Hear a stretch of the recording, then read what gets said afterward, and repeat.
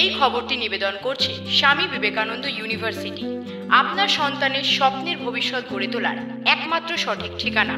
শিউলি পঞ্চায়েতের 4 নম্বর ওয়ার্ডের সদস্যা ফিরোজা বিবির স্বামী শাহিদুল গাজী। তিনি শিউলি পঞ্চায়েত সদস্যা শ্রী ফিরোজার নাম করে এলাকায় তোলাবাজি করে এবং এলাকার মানুষকে ধমকানো চমকানো থেকে শুরু করে নাজেহাল করে তুলেছে এলাকার মানুষের জীবন। শুধু তাই নয়, তৃণমূল কংগ্রেসের নাম করে হুমকি পর্যন্ত দেয় বলে অভিযোগ। আর এরই মধ্যে বয়স্ক এক মহিলার কাছ থেকে কয়েক হাজার টাকা নেয় শাহিদুল। মূলত ওই মহিলার ছেলেকে চাকরি দেওয়ার নাম করে টাকা নেয়। চাকরি না হওয়ায় সেই টাকা চাইতে গেলে সমীরন বিবি নামক এক গৃহবধূকে বেধড়ক মারধর করে এবং গুরুতর অবস্থায় তাকে এর ফলে ঘটনাস্থল থেকে নিয়ে গিয়ে হসপিটালে ভর্তি করা হয়েছে এবং তার বর্তমান অবস্থা রীতিমতো আশঙ্কাজনক। আইসিইউতে গুরুতর অবস্থায় ভর্তি রয়েছেন তিনি। শাহিদুল গাজী এবং তার বাবা মা ভাই মিলে মারধর করেছে বলেই অভিযোগ। ঘটনার পর মোহনপুর থানায় অভিযোগ দায়ের করে পুলিশ। শাহিদুল গাজীর ভাই আহিদুল গাজীকে গ্রেপ্তার করলেও অধরা শাহিদুল গাজী এবং তার বাবা মা বাড়ি ছেড়ে পালিয়ে যায় শাহিদুল এবং তার পরিবার। এলাকার মানুষ এতটাই ক্ষিপ্ত যে শুধুমাত্র এই পরিবারটি নয়, এলাকার সমস্ত পরিবারের কাছ থেকে ধমকি দিয়ে কারোর জমি দখল করা তো কারোর টাকা পয়সা তোলা সবেতেই সিদ্ধহস্ত এই শাহিদুল। কেউ কোনো প্রতিবাদ করলে তৃণমূল কংগ্রেসের ভয় দেখায় রীতিমতো এই শাহিদুল। এলাকার লোকের দাবি অবিলম্বে গ্রেপ্তার করা হোক এই শাহিদুলকে।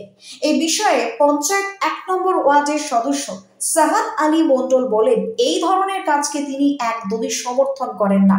পঞ্চায়েত প্রধান অরুণ ঘোষ তিনিও জানান বিষয়টি তিনি শুনেছেন, তিনি গুরুত্ব দিয়ে বিষয়টি দেখবেন বলেই জানিয়েছেন। আমার প্রতিবেশী, এটা আমার মেজো শাশুড়ি হয়, ওনাকে এইভাবে মারা হয়েছে, আমরা কোনো রকমভাবেই মেনে নিতে পারছি না। আজ আমার শাশুড়িকে মেরেছে, কালকে আমরা বৌমা হই, আমাদের ওখান থেকে যাওয়া আসা আমাদের নিরাপদ হয়ে যাচ্ছে। আমরা এর প্রশাসনের কাছে মানে কড়াভাবে আইন মতো আমরা বিচার চাই। ব্যাপারে মারধর করেছে, ও চাকরি দেবে বলে টাকা নিয়েছিল ওর ছেলেকে, তো টাকা নিয়েছিল চাকরি দেবে বলে, তো এইবার সেই টাকা চাইতে গিয়েছে, দীর্ঘদিন চাইতো, দিতে না, তা দিতে না বলে ইনি বলেছে যে তুই হারাম খাবি, টাকা দিবি না বলে শুধু মুদির বাড়ি উঠেছে। উঠে বলে তুমি আমার এরম কথা তোমার বাড়ির সামনে আমার বললে কেন। সে আবার 3 দিনের পরে গিয়েছে, 3 দিন পরে গিয়েছে, দেবে ধরে গালাগালি দিয়ে আর এই মুখি ফাইট মেরেছে।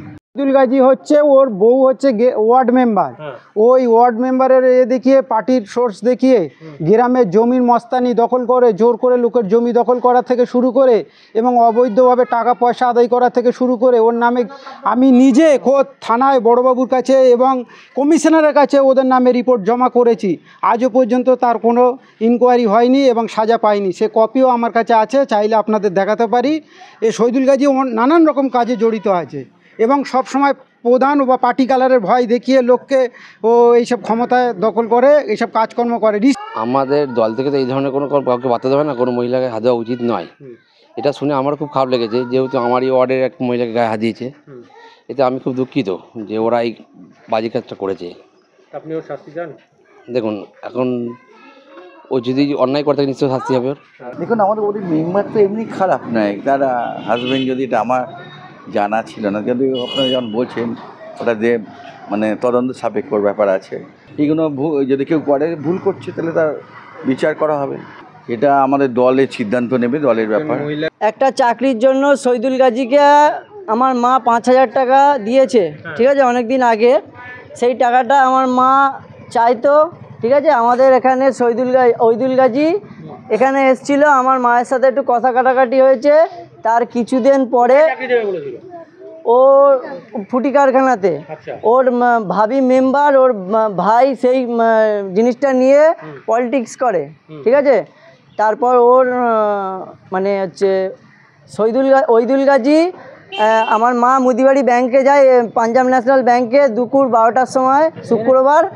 আমার মাকে তর্কতর্কি হতে গিয়ে আমার মাকে শাহিদুল গাজী খুব মার মেরেছে। এইবারে আমার মা শাহিদুল গাজীকে জানাতে গিয়েছে, শাহিদুল গাজী আমার মাকে ধরে ওইরকম মেরেছে, লাথি ঘুষি সবই মেরেছে।